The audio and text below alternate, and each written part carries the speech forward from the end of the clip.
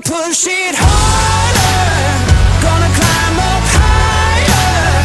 It's like I just can't miss. I was made for this. I show the world I'm stronger, prove it to 'em I'm a fighter. I can't help but win. I was made for this.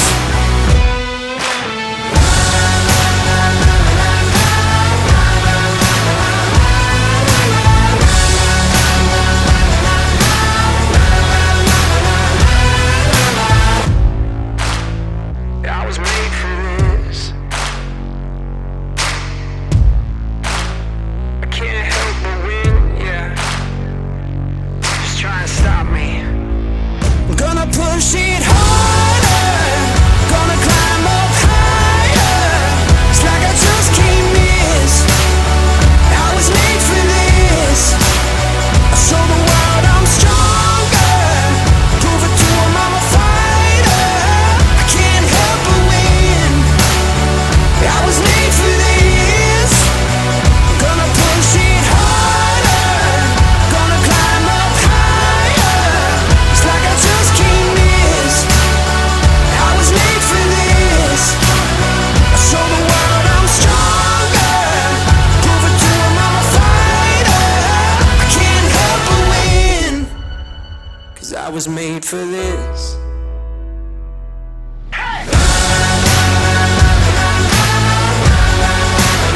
I was made for this, yeah.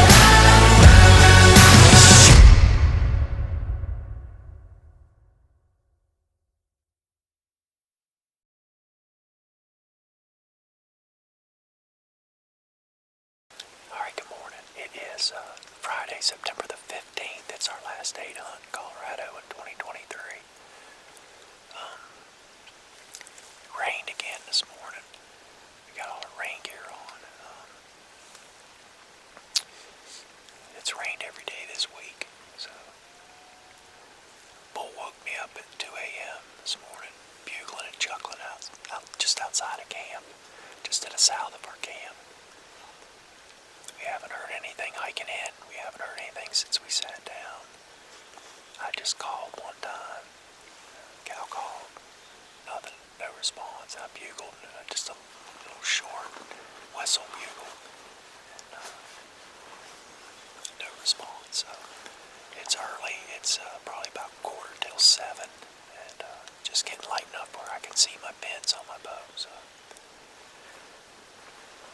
it's maybe the last time I ever get to hunt here, and this place has been a blessing, and I'm going to miss it, not getting to come back here, but made the most out of the opportunities the Lord gave me, and I'm so thankful for it. So I'll do a little panoramic from my own memories of what we're looking at this morning. Of course, it's very overcast and gray. It's a new moon. Everything's in our favor. It was low 40s, like 42 degrees this morning, so it's cool, and it's overcast, and it's the wind is good right now, so yeah.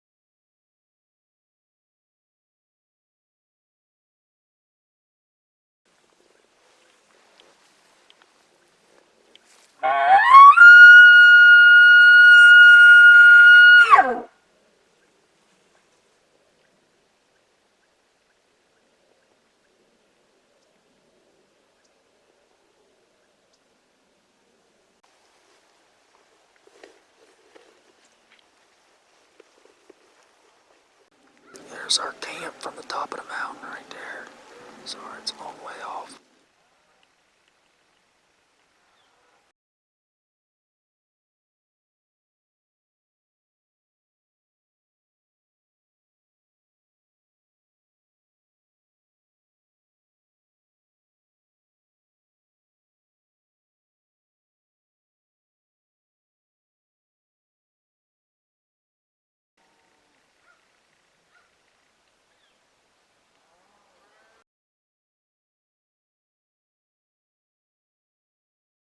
Alright, good evening. It is our last evening to hunt on our 2023 elk hunt. It is Friday, September the 15th. It's about 5 o'clock. We just set up down here on the National Forest below the private land we can hunt. Again, hoping that we can get a bull to crack off tonight and either come to us or go after him. So this is a good spot where they like to come down and cross the both sides. They come down off both sides and cross this bottom. And so you don't necessarily have to move, but we're ready to move. We moved the other day. I moved the other day, and one of the bulls ended up walking right back by here by Kevin. So, yeah, maybe I should have just stayed put. Who knows? You never know what's going to happen. But anyway, so we'll give it a shot tonight and see what we can do. And we pulled the ground blind and trail camera that were over on this side of the property earlier today, and I bugled. That was in the middle of the day, and I bugled all down through here. And we bugled from the top on this side this morning, or around midday, and we never got an answer all day today. It's pretty disappointing. It has rained and hailed and thundered and lightninged until now.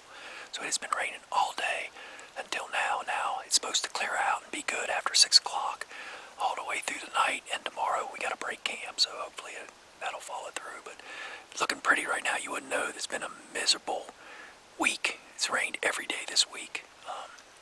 And hailed 5 or 6 times. I don't know how many times. At least 4. So, looking better now, though.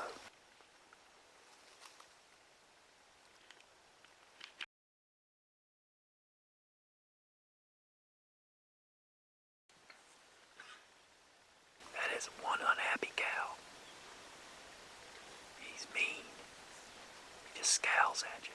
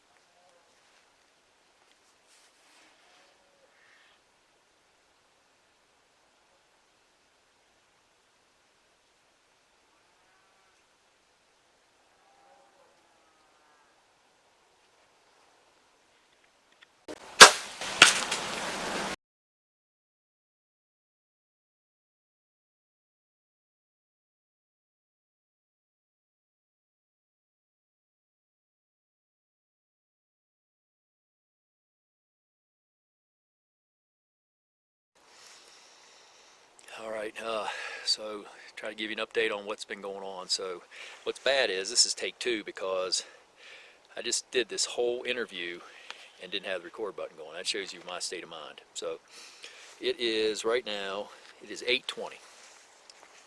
And we are back at the honey hole where we set up this evening. We had this bull come out. We think it's the one we call the Chuckler. He came out on the same side that we're on. There's two mountains. He's on our side. He was clear at the end of it on top. Kevin saw him. He was raking a tree. He bugled and he chuckled. And we couldn't do anything with him. He would chuckle and rake trees, but he wouldn't come. And so we decided, Kevin said, if we're going to move, we ought to move. Well, we were discussing it. Should we go after him? And he's like, I think if we get to the top and we get up to that tree you can see up there, I think we'll be all right. I'm like, yeah, you ought to see the thicket we got to go through to get there. So anyway, I did this like a few nights ago, did this exact same thing. So I kind of had an idea, and I had a better idea how to get up the mountain. So we got up the mountain, and we climbed this thing, and it went all the way out towards him. No, I didn't know exactly where he was. We heard him chuckle one time, and he was pretty far out. And then we moved a long ways, and then when we got to a spot, and I said, do you think we ought to, go any further? Do you think he's here? And he said, I think he's pretty close. So we got kind of set up in a horrible spot, but that's all there was. I was really wanted to get him to answer me so I'd know where he was. And I called, and that joker we were just talking about, it was 50 or 60 yards from us. And he cracked off, bugled and chuckled, and he was right there. And I called again, and I put the bugle tube down. I got my release on my string, and that joker came. And he was coming straight at me, and Kevin Rainey said 23, and he was coming perfect, and then he just stopped behind all this trash. I was at full draw. I had drawn my bow when he was going behind trees, so he couldn't see me, and I was telling myself, slow it down, be calm, and all this, and I was good, and he stopped right behind, literally, I mean, you couldn't have shot him with a rifle where he was standing. You couldn't have shot him with a cannon where he was standing, and he kind of had his head down, was looking where he'd heard the bugle come from, where I'd called to him. And he just stood there for a long time, 15 seconds, 20 seconds or something. And then he spooked and he run. He turned right around and he ran right back through the thicket. And in the past, I would have just thrown in the towel and thrown my stuff down and said, dang it. And what happened, I don't know, and went off the mountain. But instead, I grabbed my bugle tube and I bark screamed at him. Bark, screamed, and chuckled. And he stopped. And I immediately bark, screamed, and chuckled a second time. And he turned, I could barely see him, but I could see him turn around. I'm like, he stopped and turned around, and he chuckled. And I was like, okay, we got him calmed down. So I called to him again, and he just stood there, and he wouldn't come back, and he started moving up the mountain, and we started moving forward, and we started working towards him. And anyway, this goes on, this is like 40-minute ordeal, I don't know, 30 to 40 minutes, something like that. And we were within 30 yards of this bull for most of that entire time, and he was peeing and chuckling and bugling and raking trees, and he would rake a tree, but he'd look at me, because when he'd rake a tree, I'd try to move, because there's some guys say, well, rake a tree, move up on him and shoot him. I thought, well, I'll try that. Well, he was raking, but he had an eye on me. Every time he would rake, I would go to move, and he'd throw his head and look right at me. So Kevin was behind me. He had my bugle tube. He'd been handing it to me. I kept reaching my hand back. He'd hand it to me, and I'd bugle or chuckle at him or whatever, and then I'd hand it back, put my release on my string. And anyway, Kevin was pretty far behind me now. He's got the camera, he's got my bugle tube, and I looked back at him one time, and I was trying to get him to call is what I wanted him to do. I was like, you call. And there was no way I could let him know, and he didn't have a mouth call probably, and so anyway, I just decided to start cow calling and move forward. So I was cow calling and moving forward in the brush, and he kept looking down, and it was getting dark, and I could only see one pin. I could only see my top pin. And long story short, I just got a tree between me and him, and I pushed up towards him. I thought he was gone a couple times. There may have been another elk up there, because I thought I saw something move off, and I thought it was him, and I started to move, and I looked, and I thought, that's his head right there. So I got a tree between me and him, and I got up as close as I could, and I eased out around the tree, and there was kind of like a fork in it, I think, and I had to shoot over the fork. But anyway, he was frontal. He was facing me. He was standing facing me, dead frontal. And there's branches and everything, and I didn't know if there was any branches in the way, and I ranged him, and he was 23.6 yards when I ranged him. And I thought, I can make that shot. I can put my 20 pin and hold it just a touch high, and I thought, I can make this shot. And I was committed to taking it, and I drew my bow, and I was trying to see, and I was having trouble seeing him through my peep. So I was so focused on that, I actually didn't let my bow down. And my arrow kind of rattled on my rest. And he just stood there. And I had my mouth call in, and I was going to cow call to him, but he just stood there. So I drew my bow again, and when I drew again, he was looking right at me. When I drew again, he turned broadside. and I put my 20 pin somewhere in the vicinity of his body, I don't know, and shot, and heard that pumpkin thump. So didn't hit no shoulder blade this time. Don't know what I hit. Might have hit him right through the freaking belly. I don't know. But the way I've been going, probably just cripple everything in Colorado and go home. But anyway, that's where we're at. We're going to give him an hour. We had to hike off that mountain. We got it marked on onX. I did a track. Actually, my track's still running. I need to turn it off. But anyhow, that's where we're at right now. We're going to give him at least an hour. Normally, we might want to leave him overnight probably, but because we got to leave in the morning, or we hope to leave in the morning. We plan to leave in the morning. We need to leave in the morning. We're going to go up and look for blood. So I took my phone and looked for some blood. I looked for my arrow, and I didn't see it right off. And we only waited like 10 minutes, and then I went up there 5-10 minutes and went up there and looked for my arrow. Didn't see anything, but it's all in brush. It's all in brush. If I get this bull, it's going to be like some kind of a miracle. But anyway, we gave it all. We went right to the last minute, and we didn't quit. And I may not have got this bull, but we tried. We have grinded and didn't quit. And we'll see what happens, and we'll check in with you later.